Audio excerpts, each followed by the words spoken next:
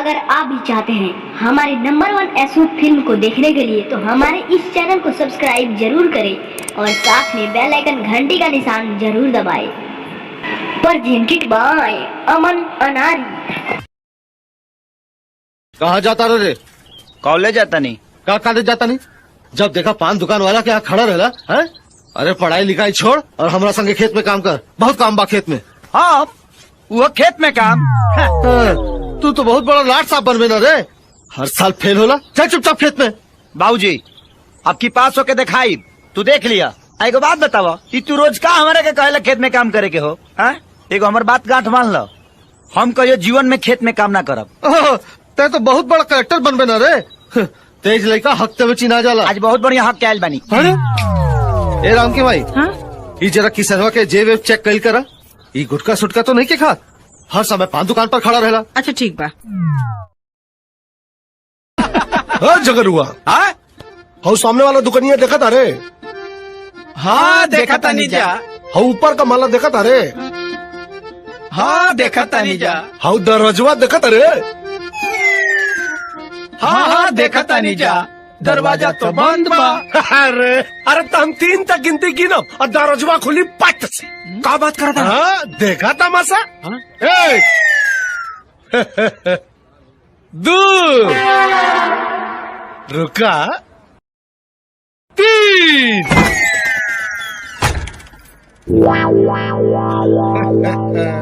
अरे वाह बनवारी, दरवाजा तो सही में खुल गया यार। साहब अब देखिए आसन, चंदा आई बाल झटकारी और सीधा हमारा तरफ देखी। हाँ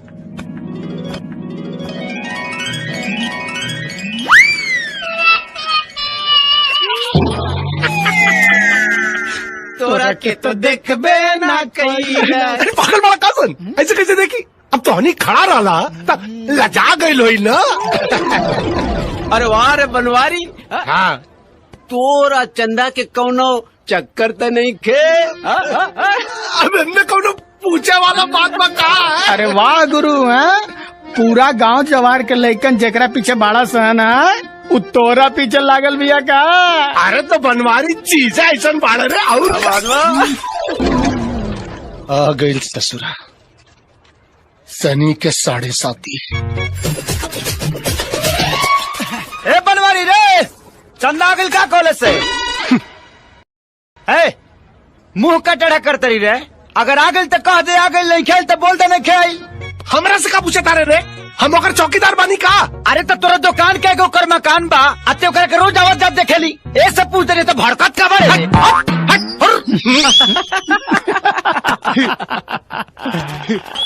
ए झगरू, ए बुधौन, एगो बात बताई। बोला। चंदवा कॉलेज नहीं खे गई। तोरा कैसे मालूम बा? हम देख ओकर सहेली हो जाओ तारी सो, तो अकेले कॉलेज थोड़ी जाई।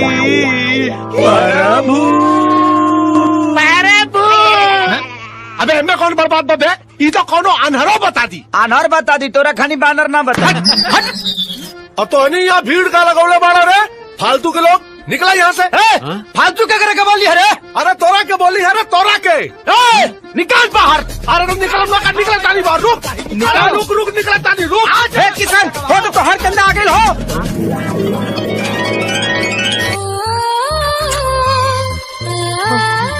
बनवारी हम आओ तनी।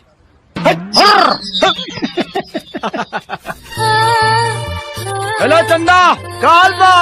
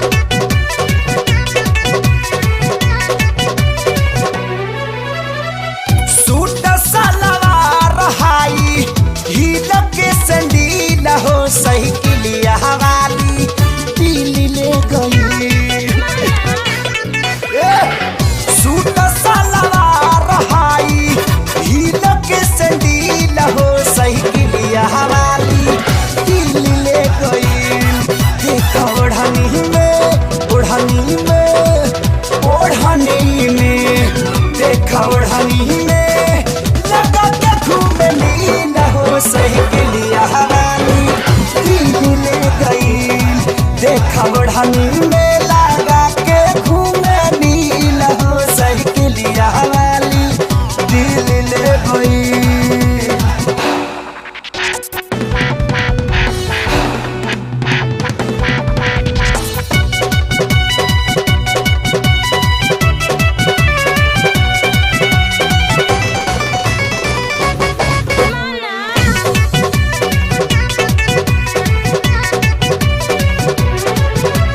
लड़की तो बहुते देखनी दादा ई तो बिया डिफरेंट हो। ना के पगुस्सा धैले बिया मार के कसी सेंट हो। ए हो लड़की तो बहुते देखनी दादा ई तो बिया डिफरेंट हो। ना के पगुस्सा धैले बिया मार के कसी सेंट हो। 24 घंटा देखते रही इहे होला फील हो सहेलिया वाली दिल ले गई। देखा ओढ़नी में लगा के घूमे नील हो सहेलिया वाली दिल ले गई। देखा ओढ़नी में लगा के घूमे नील हो सहेलिया वाली दिल ले गई। का बे बड़ा ठोक के गए रहताओ चंदवा ना देना सब भाव हने आओ। अभी हमार भाव ठीक से कहाँ भइल बा बेटा। लागत तक गीता तो ना पड़ेला और मैं स्पष्ट लिखल बा कर्म करते रहो बेटा फल की चिंता ना ही करो। हमार काम बा कईल कर्म और फल देहल तो ऊपर वाला के हाथ में बा। बुझली रे भक्चोन। हाँ किसान हो तो हर चंदा आ गइल हो।